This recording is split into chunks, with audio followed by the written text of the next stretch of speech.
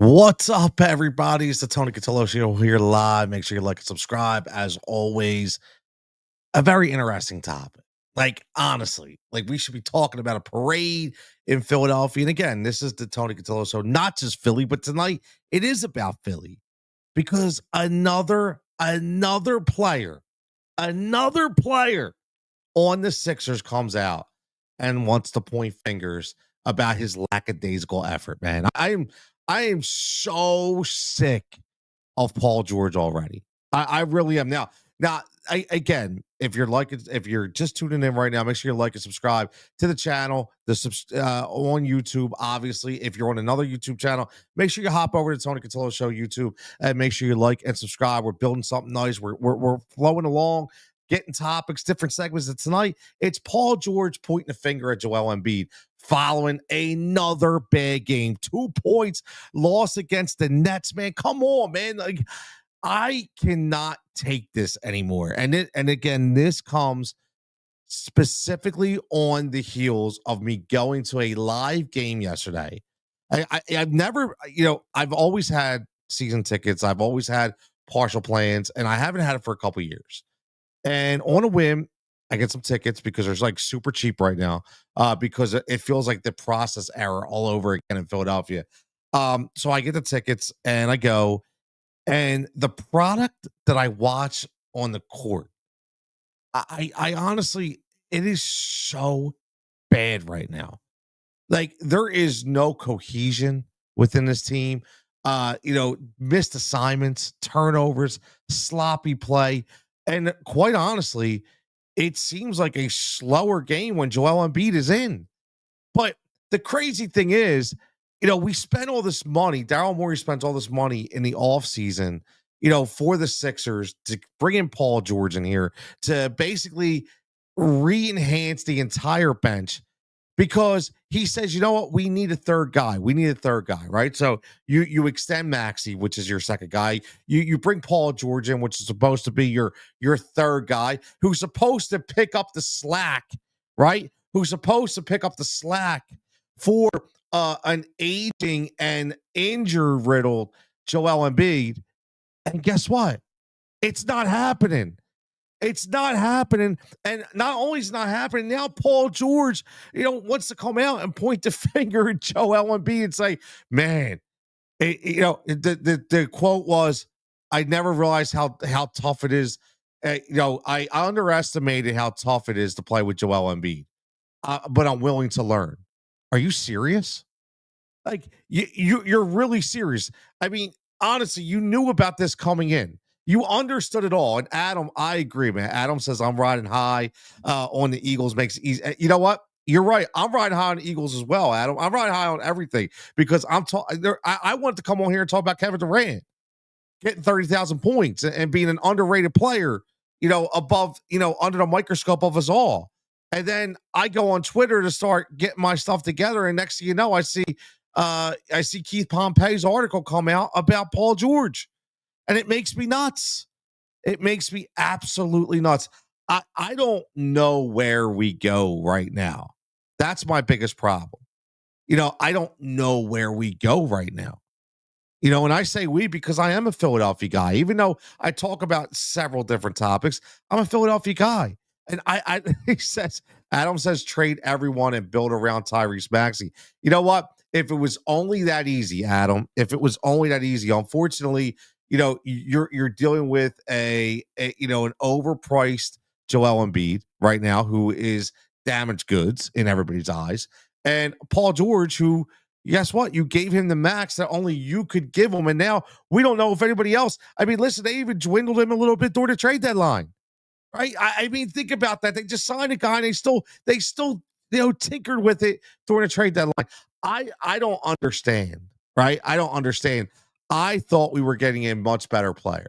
I really did. I thought we were getting a much better player coming off one of the best years of his career. I thought he could reinvent himself here in Philadelphia, and it is going exactly the opposite way. I'm talking, right in the gutter right now, man. Like this team is borderline unwatchable at times. I mean, I was sitting there live at the Wells Fargo Center last night. I'm watching and I'm trying to understand number one, how does Tyrese Maxey only have 2 shots taken the entire game? How does Tyrese Maxey only have actually had 0 points in the third quarter? I don't understand. I'm watching the same thing over and over again. I'm watching guys turn the ball over. I watch Joel turn over the ball. I mean, I understand the guys that they're playing. Just shut them down already. Like, can we just shut Joel Embiid down? Like, we all know the guy. Like, we're not going anywhere this year. Hey, we just lost to Toronto. We just lost to the Brooklyn Nets. Like, for real, we're not going anywhere. Why is the guy on the court? Like, what are we prolonging the inevitable war? What are we going to wait again? Are we going to wait again? And this guy's going to get surgery, and then at the end of the day, he's going to miss another season, right? I mean, come on, man. I don't understand what we're doing, but it was just one of those things I want to point out. Paul George points a finger at Joel Embiid following a bad game. Listen. I understand that we aren't as close as we thought we were, right? I do. I thought we were much closer than before. But I will tell you, I want to bring up another topic too, and it's kind of like a Sixer centric show here. Because it could be NBA. If anybody's checking in, you want to talk a little NBA. I want to stick to basketball tonight because like I said, I want to come on here and talk Kevin Durant, but this came out and it made me think a little bit. All those years that we consistently rode the Joel Embiid is the best player on the planet. Joel Embiid should be the MVP over Nikola Jokic, right? And was it because we never really saw Jokic play? Was it because he wasn't in our market? And Jokic is still playing. Jokic is still balling out. And our guy can't even get on the court. And if he does get on the court, he looks like a shell of himself, right? So it starts to bring up that argument again. Were we wrong, right? What were people wrong in Philadelphia? Were the people that were banging the bell for Nikola Jokic, or Nikola Jokic, however you want to say his first name? I butcher it all the time. But were we wrong? Were people wrong? And it's an interesting scenario because you watch this play out now, and it's unfortunately playing out the way I saw it, the way other people had saw it. That again, Adam, Kevin Durant is an underrated player. I talked about it enough. I'm going to do a special on that because I really want to talk about that. I don't think people realize the greatness of Kevin Durant, and I think it's because a lot of people don't like him personally and don't like his attitude. They don't like his demeanor. They don't like some of the things he says. But I'll tell you what, man, he's in some really good company. Oh, look at this. Japan checking. What's up? Japan says CP3 has moved into number 2 all time in steals. That's another guy very underappreciated, playing at 39 years old over there for the San Antonio Spurs. But getting back to Kevin Durant, I uncovered some traits about him and some numbers that are, I'll tell you what, man, they're off the charts. I don't even think people realize. I really don't. So I want to I want to give him his flowers, right? I want to give him his own. I'm gonna drop a segment on for crossover court on Kevin Durant because I think that he deserves it, right? He does deserve it. And I'll tell you what, speaking of keeping this as a basketball centric show, a lot of people were burying Bronny James, right? A lot of people were burying Bronny James, but Bronny James going to the G League has really served him really, really well. And I think it is a really good thing for him and his development right now, especially with all the added pressure and adversity he's got to face. And listen, I'm not trying to say I feel sorry for the guy, right? I'm not saying that, but in a way, I do think he gets a raw deal right off the bat. We're already judging this guy based on his dad, and I mean, come on, man. Like, if you think about it, how many superstars kids have actually been that great, right? When you think about it, how many? So I think it's a very unfair label we put on this kid, and he goes into the G League and he's really starting to ball out. And I think it's very important. I do. I think he's finally, he doesn't feel that added pressure. And then when he goes back up, he'll be a much better player. Obviously, Javon checking in says, I don't know if we were wrong about Embiid because he balled out that season, but it's sad to see his body just break down. It is over time. I mean, Javon, you're right. You're right. I think you make a good point. I mean, he did ball out that season. But I think maybe what I mean to say is Yeah, that season, yes, he did ball out and he played like the best player on the planet. But I think that people's argument was more along the lines of that Jokic is an overall better stand the test of time player. And we were battling back and forth about that. Not me and you, but us and the media. And I just think we were probably wrong. Right. And he says, as for the Sixers overall, I hate to say it. Exactly. You have to shut NB down for the rest of the year and try to get. Listen, Javon is he's a college guy. He scouts these players, man. We all know about Cooper Flag, right? You got Ace Bailey, you got VG Edcombe. I mean, listen, these guys, we have to really start thinking about this. And it's a shame. Like, we really think we were going to start talking about draft picks already. We were supposed to be talking about a finals run, and now we're back to the bad contracts, trying to get rid of cap space and get young players. Like, we were supposed to be in win now mode. What the hell, man? Like, I can't believe it. Japan says, I don't like KD the same reason I don't like LeBron. They not the man, meaning they had to team up with superstars on a different team instead of making superstars come to their teams. I agree, right? I think, and I do think that's why a lot of people have a lot of hatred, or a lot of negativity, a lot of hate towards Kevin Durant. But his numbers, though, kind of combat that theory. And that's what's crazy, right? So if you think about it, and this is what I wanted to get into, if you think about Kevin Durant and you think about that logic, right, Japan? Like, I agree. You think about the logic of Kevin Durant that says, hey, Kevin Durant always had to team up with other guys. He always had to team up with other players. Well, you're right. However, his numbers dictate that even with teaming up with those players, that he was greater than we give him credit for. So it's different when you team up with players and you kind of take a step back and you kind of be just like a guy. No, he teamed up with players and he still was the guy based on numbers. That's why he hit 30,000 points, which is crazy, which is what I wanted to talk about. Adam says, do you think Butler will help the Warriors? Absolutely. But, here's the thing about the Warriors. Is it too late? You have to think about that. Is it too late? Steph Curry, 36 years old, Jimmy Butler in his 30s. Obviously, both of these guys, at the end of the day, they're playing on their last legs, man. Like, we don't know what Steph's going to do when his contract's up. He signed for a couple more years, but my boy Rich says Warriors windows closed. I agree. I think the Golden State Warriors, we've seen the best of them. We have. They'll never be the Golden State Warriors that we expect them to be, and nor should they. I mean, the players are getting older, and I listen. I think the Draymond Green experience is finally weighing, on them a lot. You see it, man. Like, it's getting old. Draymond's getting old. Stop. Just go play.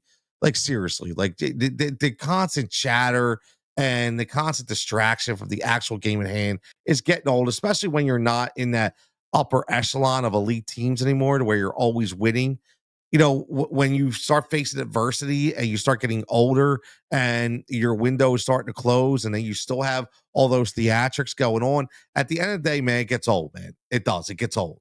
So I think, yeah, I think you're right. Green is more than a headache than it's worth. I completely agree, man. Rich says KD is stellar. He doesn't drop off. Here's the thing about KD. He's 36 years old. And you know what? Let's just get into it, man, because I can always cut this up later. But 14 All-Star bids, 11 NBA All-NBA selections, 1 MVP trophy, 2 NBA championships. He's 36 years old. It's 16 plus seasons. Durant's averaged 27 points per game while shooting 50% from the field and 39% from three-point distance. He has just become the 8th player in NBA history to score 30,000 points, joining in order: LeBron James, Kareem Abdul-Jabbar, Karl Malone, Kobe Bryant, Michael Jordan, Dirk Nowitzki, and Wilt Chamberlain. The crazy thing is, you look at the points: Wilt Chamberlain 31,000, Nowitzki 31,500, Michael Jordan 32,292, Kobe Bryant 33,643, Karl Malone 36. I mean, listen, Durant shows no signs of slowing down, could essentially play till he's 40 years old like LeBron. And if he keeps dropping 27 points per game, I mean, listen, you do the math, times that by 80 if you want, right? And you're talking about 15 to 1600 points, what a season that he could add to his legacy. And if you just go by 15, that's 3 grand every two. If he plays four more, you're talking six. And now he's at 37, 38,000, and he's pushing Kareem Abdul-Jabbar. Think about that. That is some hefty territory for a guy that's never mentioned in that category, for a guy that's never mentioned as that status. That is because of exactly what everybody's saying. His defining moments will always be of, I took my ball and I went to another team because I wanted to win. I didn't want to build a team by myself. But let's be honest with you. Or I'm going to be honest with you. Honestly, like, what is so wrong with that? Like, I don't understand why we hold these guys to a different standard, because all he's doing is trying to compete with what everybody else is doing. Right? We have to stop living in the 90s where, it could be Michael Jordan and everybody else, or it could be like, Karl Malone and John Stockton and everybody else. Right? We need to stop living in that stratosphere, because that's not feasible anymore. Kevin Durant's competing with other teams, with the salary cap, right? With the G League players coming in, with bad drafts, with all these different things that come, into the equation. He has to be able to go somewhere else. So I don't hold that against him at all. Japan says, I was in New Orleans when Kobe wow, that's awesome. He says he was in New Orleans when Kobe passed 30,000 points. So cool, man. I love that. I do. I really, really love it. I do it. And these type of conversations start to make me think about other players that we talk about that were underrated in the game of basketball, right? Guys that we don't talk about on that list. Like, I've always said time and time again, when everybody starts banging out, is it Kobe? Is it LeBron? Is it Michael? What about Kareem Abdul-Jabbar? Like, nobody ever puts Kareem in that topic of conversation. Kareem Abdul-Jabbar, quite honestly, could be most dominant player of his size besides Shaquille O'Neal, besides Will Chamberlain. Number two scoring of all time. I mean, this is a guy that doesn't get any kind of notoriety anymore when we're talking about these top fives. And he should be number three at the easiest, right? At the least, he should be number three, but he's not talked about. Another underrated guy. But I really think this KD thing is really interesting, right? Um, I don't know if it's because the game has taken a step back as far as competition and competitiveness, and it's become kind of like a boring product. It's very stale, that we're not witnessing and understanding how good Kevin Durant really is. And I will say this about Kevin Durant. And Rich makes a good point. He says people didn't see Kareem Abdul-Jabbar with the Bucks in his prime, and I think you're right. Everybody remembers him on Showtime with the Lakers. Nobody remembers him with the Bucks. Nobody remembers the UCLA Lou Alcindor days and how dominant he really was. So, getting back to Kevin Durant, what I will say about KD is he also doesn't sit behind a 3-point line and shoot up threes. He actually does go down and bang low. He does drive. He does pop, stop and pop. He does take, challenging shots for today's NBA. So I can't say that he's one of these guys that's forgotten about because it's just shooting up threes. He's really not. He is a very good, very, very good elite overall basketball player, right? Yes, he's got that mid-range jumper, KD. Absolutely. That mid-range jumper is huge. Is huge. Adam says the Sixers should have gotten Durant when they had the chance. I would have loved KD here, man. I would have loved KD in Philadelphia. I think it would have been obviously another way to try to win that chip, just like when we got Jimmy Butler, right? Same thing. It would have given us that opportunity to get that chip. Rich says, "What about Tim Duncan, Mister? That's another guy we've always talked about. Wake Forest's own Tim Duncan, out there in San Antonio, just keeping his mouth shut and just driving and posting and rebounding and scoring. Very, very simple.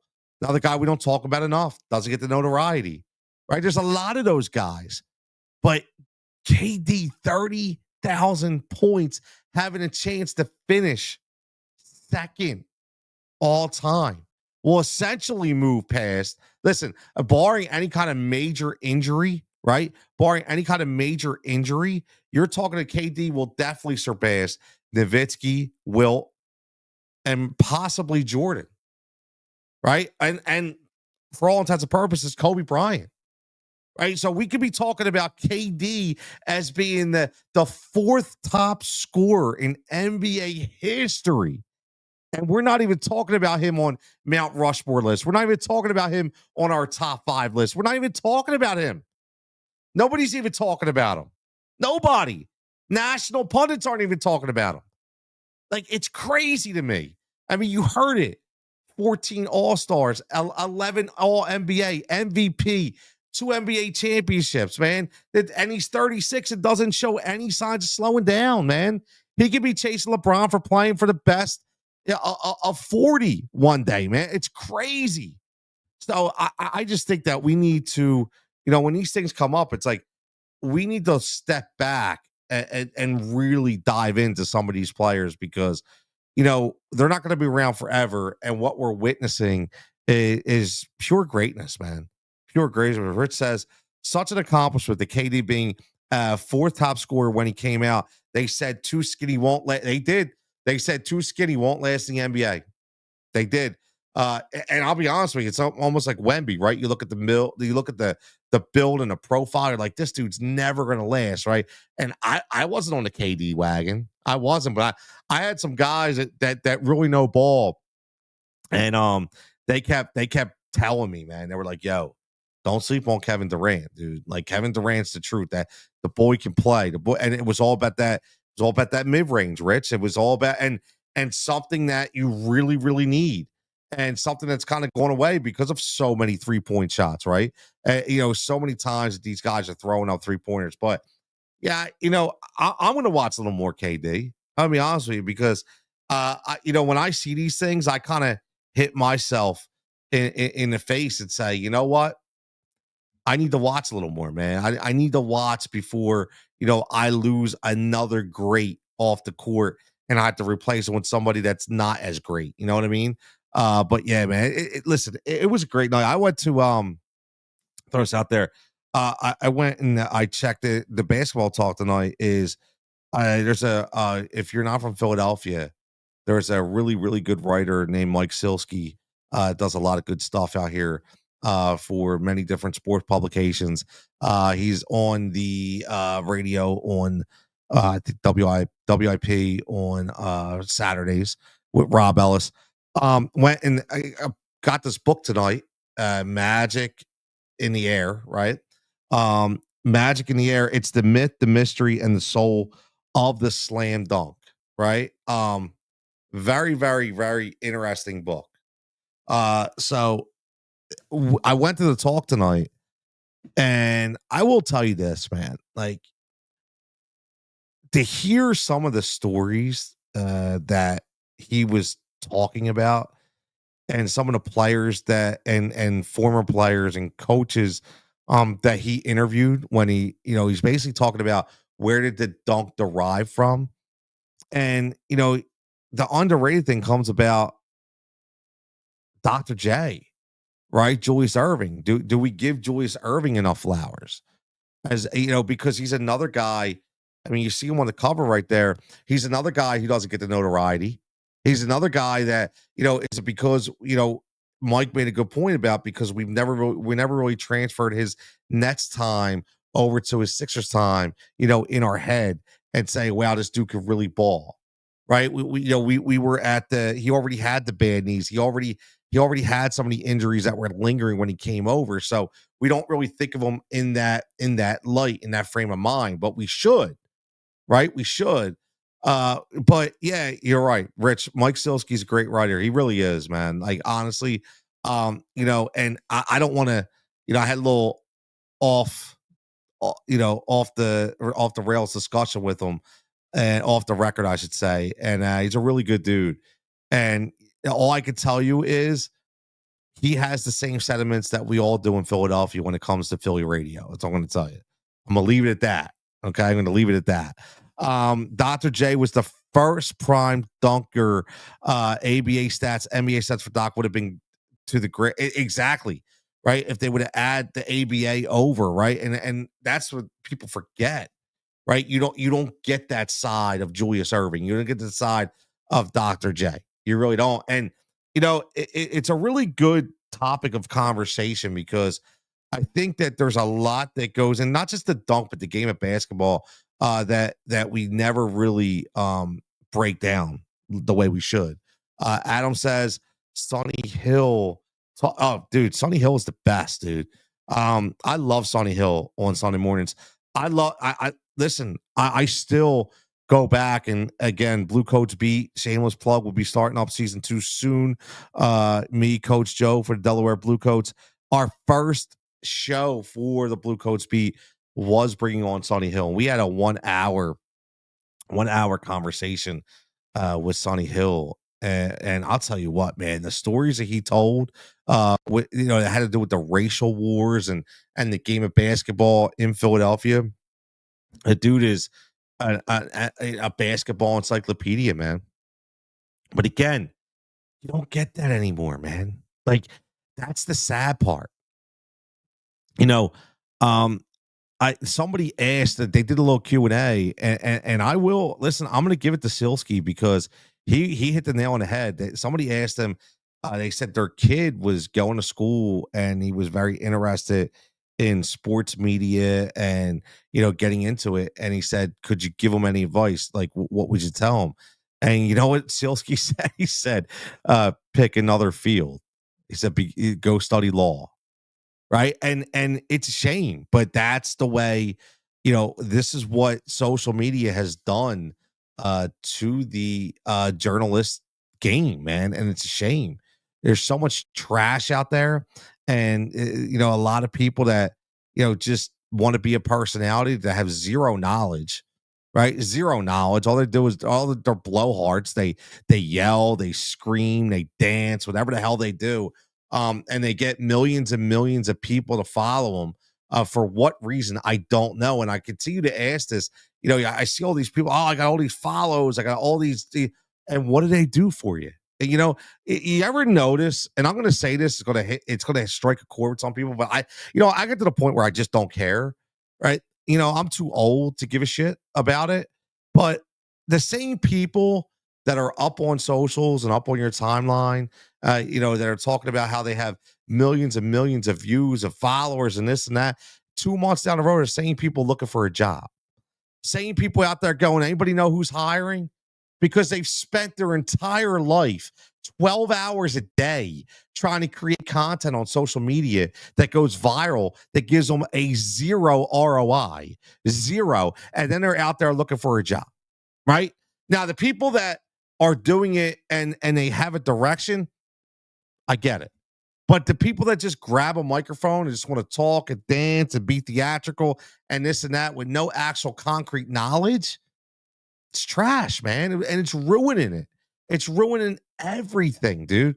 It's ruining everything. And Silsky was right, man. Mike was right. He was like, it's changed. There's no more, coming up to change. There's no more credibility. There's no more, these writers that you follow that you could say, man, I mean, look, Rich knows even guys like Mark Eckel, right? He doesn't write for the Inquirer or the Daily News anymore, but a guy who's got a ton of experience who went through. Here's the difference. I sat in a library room tonight for 2 hours with Tom McCarthy and Mike Silsky. And both of these guys, no notes, no preparation, off the cuff, told stories and told many one-liners and experiences, and answered a Q&A with no notes about so many different sports and records and stats. And I challenge any of those TikTokers out there and any of those content people that are doing them, um, to do the same thing, because it'll never happen. Right. But the sad part is, it's a shame because we don't give these people credit that they deserve for being a student of their field, a student of the game, right? And that's the sad part. This whole thing about media is not what it used to be, man. Like, it's really not. And I don't know if I love the direction it's going in.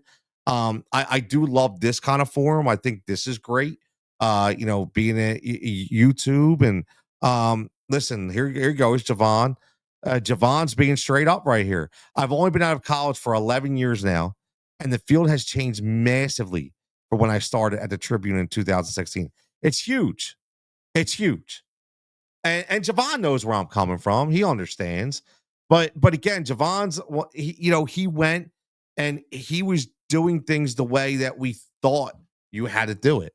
Right. And I'm sure Javon has been passed over plenty of times for various reasons, but one of them specifically probably getting passed over because he didn't have, the viral sense of somebody else that had 90% less knowledge than him.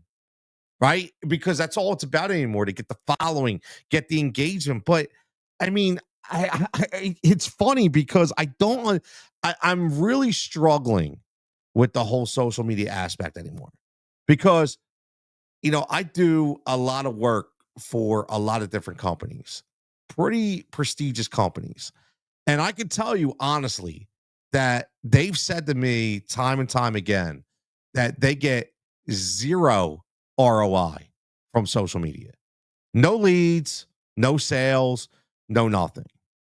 So it begs me to answer the question that if you have a huge now, yeah, they agree that they need to have a presence, right? But they don't get anything out of it. Like, you think about this. Let's get in this discussion, because again, we're live right here, Tony Cotillo Show. Check it in. You got a comment, you got a question, let me know. We're just talking everything, man. It started off with the Paul George kind of came out, disrespected, or to me, disrespected the fan base by pointing a finger at Joel Embiid, saying he has to learn. We got through that. We talked about the underappreciation of Kevin Durant, but now we're kind of talking about the media scene, right? And the sports scene. And this world is completely ass backwards with everything when it comes to media. Think about it. It is completely ass backwards. I work in a publicity field, right? I created my own PR company, my own public relations company, where I do many different things in the world of PR. So let me ask you, how do you have a $20 million player and a $30,000 a year publicist, right? Think about that. So ass backwards. How do you have teams like the Philadelphia Phillies and the Philadelphia Eagles and all the sports teams, right? I just know locally that obviously are paying guys 300 and 400 million dollars, but their most important thing that they want is exposure on social media, and they pay a social media manager $30,000 a year.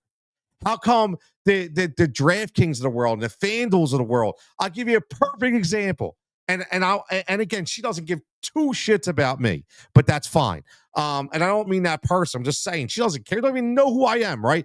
But Ariel Epstein, if you follow Ariel Epstein, one of the prop queen, right? You know her as the prop queen. She does fantastic work. I give her a lot of credit, right? I'm going to be honest. She is professional in her craft. She was the first one. She just started her own website, her own brand. She said she's betting on herself. You know why? She admitted. People don't even realize in the sports betting world, you work on contracts, 1-year contracts, 2-year contracts. You're never guaranteed anything.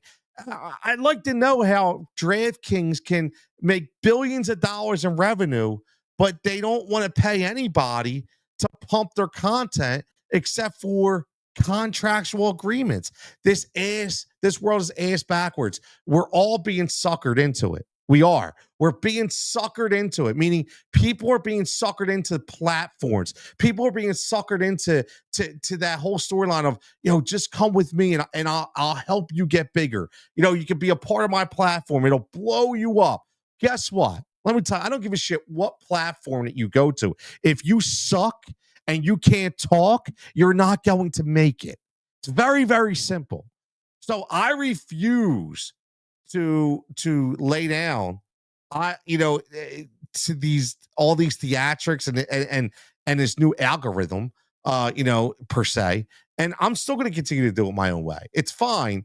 I may not have 10,000 followers, I may not have a million people, but I'll tell you what, man. I'll tell you what, I do think that there is a way to be able to build the right way. I do. I still think there's a way to build the right way. And I want to continue to do that. And, everybody checking in, it, man. It. Javon says, I recently told somebody I agree with this so much, right? I agree with this so much. Listen, I will be honest with you. Look at this chat right now. Rich, Javon, Adam, right? I know I saw my man David checking in earlier.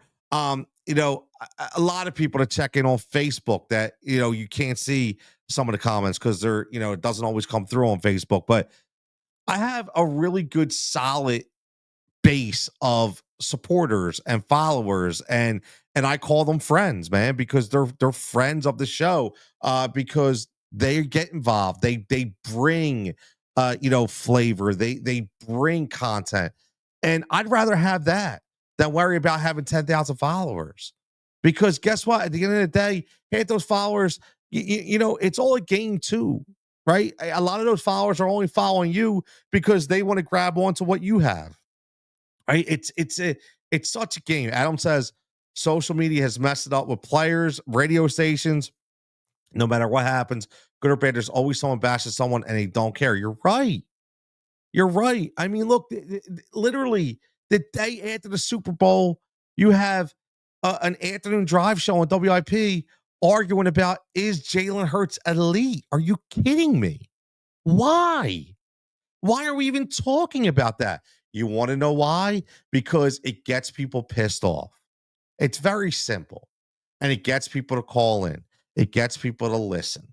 It's a very simple formula. And we all fall for it. And we're going to continue to fall for it. But it's in our nature, right? That's why I always say is, all that praise on us.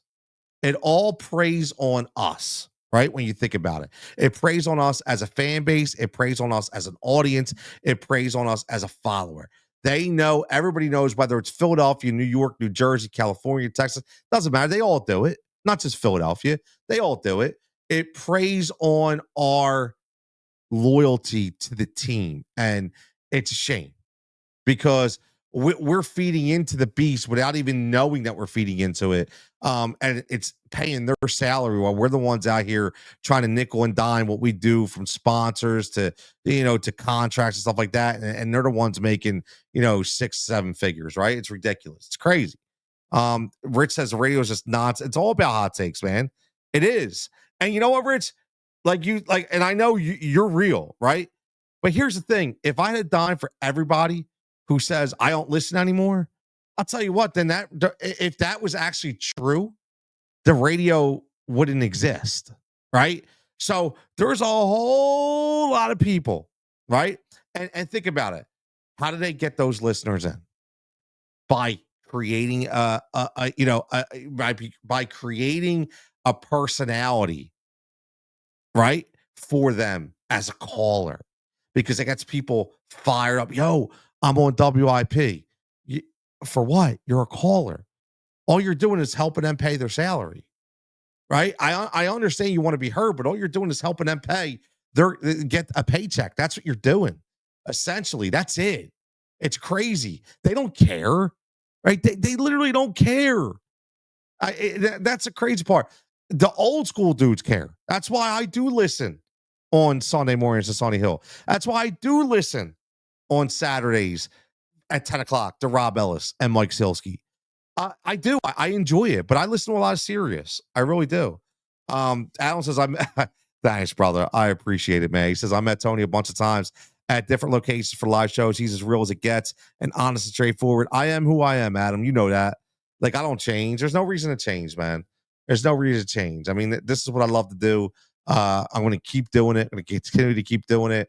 And like I said, on that note, we're going to get out of here because I like to keep these 30, 40 minutes, under an hour. I honestly thought this was only going to be about 5, 10 minutes, but there was a lot of stuff that we wanted to talk about. But listen, we got big things coming up. Me and my man Tom from A2D Radio.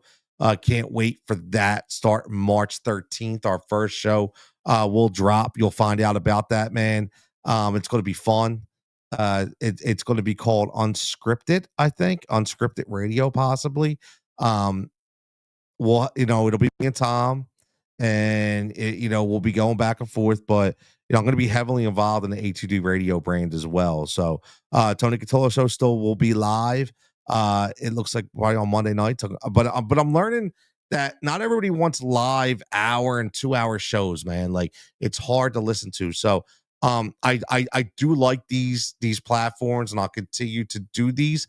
But where will it be? So it's going to be Rich. It's going to be on YouTube. It's going to be a strictly YouTube show, but it will be podcasted as well, and it will be on A2D Radio. And right now we actually are in the midst of gathering quite a few sponsors for the show. So we're doing it up, man. It's not going to be just like we're going to pop on and just talk. It will, even the unscripted part is going to be the opinions, right? The unscripted part is going to be wherever the show goes. Yes, everything. It will be a live show. It will be a live show. There will be the comment live. Obviously, there will be a text line. I'm working on that right now to get a text line for it. Because not everybody likes to call in. So I think the text line's a little better. I can read the text obviously on air. We will have special shows where we have guests, like as always. But me and Tom have been around a long time, and what I did find out that I still there's an audience for what me and Tom do. There is. It may not be the biggest audience, which I don't really care about, but it'll be an audience that actually wants to talk sports. Wants to talk, and it's not just going to be Philly. It's going to be everything, right? If Philly's a hot topic, we'll touch on Philly. If New York's a hot topic, we'll touch on New York, right? But there's going to be a lot of different untimely topics as well, where we talk about the lost art of the NBA, what can be done in the NBA to elevate the game. Can they change it like they're doing with Major League Baseball? Underrated players, fantastic moments. There's going to be a lot of different things. And me and Tom been around a long time. So obviously we have a lot to say. And I'm sure that we're going to battle a bunch of times because organically, because we definitely don't agree on a lot. I can tell you that. Rich, yes, 100%. 100%, bro. I promise. I don't care if it's an hour. I will make time to make sure that we go grab a beer or grab something to eat. I can't wait, dude. Seriously, I can't wait. But no pictures though, Rich. Only because you're way too fucking tall for my ass, bro. I just dropped the F-bomb, but I'm sorry. Like, I'm gonna look like a midget compared to you in a picture now. I'm all good. That'll make good view. Yeah, listen, man. I do like. I I feel really good about this, guys. I feel really, really good about this. It's been something that I could tell you that we've talked about for about 2 years, and I never had the time. He never had the time. I originally was going to do something different with this show, but I was going to go 3 days a week with this show. So essentially, I'm going to be going 3 days a week, but it's going to be three different shows. It'll be the Tony Cotillo show. It'll be unscripted, and it will be fighting for overtime. My youth sports pod that will be coming back that I'm working on now. So I really enjoy talking different youth sports topics, and I think we all learn a lot as a society about where the youth sports world is going and the different experiences that I've dealt with personally, that other people have dealt with, to hear coaches give you an idea about the NIL and the transfer portal and how it's affecting youth, I think is great. I have about 3 or 4 authors that have wrote some fantastic books that I want to bring on. Yeah, Rich, thanks, brother. Yeah, I like. I got, I thought the second season was going to be coming back, but it's going to be more of a consistent thing. I actually just, I'm in the midst, like, it's a lot of work, but it's okay. I love it. What I learned is, in order to really bump up and to get noticed on YouTube and to build your show, it's hard to be a part of a page that already has a bunch of different things on it, because a lot of people don't want to follow that page because they only like one specific show, possibly. So what I did was I just created the Fighting for Overtime YouTube channel. Literally just did it yesterday. So I'm going to be uploading videos to that, and that's kind of where that's going to live. So now, if you want to follow Fighting for Overtime, obviously you can follow where all your podcasts are, but it will be just like the pivot, right? Just like it'll be a video cast, but then obviously audio will be podcasted. So yeah, Rich, if you can check it out. If anybody's still following along before I sign off, Fighting for Overtime, go check it out. Fighting for Overtime on YouTube. Like I said, it's raw right now. I just created it. I have some content up there. I'll be continuing to add content to it. But it's something I feel very passionate about. I'm actually working on a couple stories that I told you guys about, trying to get the people on talking about people stealing money, man. It's hard to keep up. Yo, man, Adam, I'm trying. Speaking of that, I will announce I'm extremely happy that, we thought that, you know, I signed on with VSiN for Tuesday nights for a segment to for football season. And they just asked me if I would be willing to do baseball and basketball season as well. So we're gonna continue that. So I'm taking off till the 25th of February. But I'll be back on Tuesday nights at 12:15 a.m. if anybody's up. But it also will be obviously on the Tony Cotillo Show on the YouTube channel as well the next day on VSiN. So VSiN's actually on YouTube TV. So I will be. I do about a 10-minute segment. Well, we're talking. It's a lot of sports betting, but we also talk normal sports as well to get that in there. So it's on the Joe Cirulo Show on Cashing Out on VSiN. So very, very happy. So it looks like I'll be on VSiN every Tuesday with hopefully that role expanding as well. So a lot of cool things going on, man. Lot of cool things going on, and just blessed to be able to hold a microphone, talk about it, and to get back and forth with you guys. And obviously, all the support means the world. So I'm going to get out of here like I always do. Been a great time with you guys. I appreciate the back and forth. Any comments, leave them. Make sure you subscribe to the channel. Tony Cotillo Show everywhere. Make sure you check it out. I greatly appreciate it. And there'll be more segments dropping when we talk about the NBA, Kevin Durant. I got some wrestling, with Alexa Bliss and Nikki Bella. A lot of different things coming up, and I've been starting to drop some interviews on there as well, some snippets of interviews I did before, new interviews coming up. So as always, everybody stay safe, stay healthy, and I'll catch you back here next time.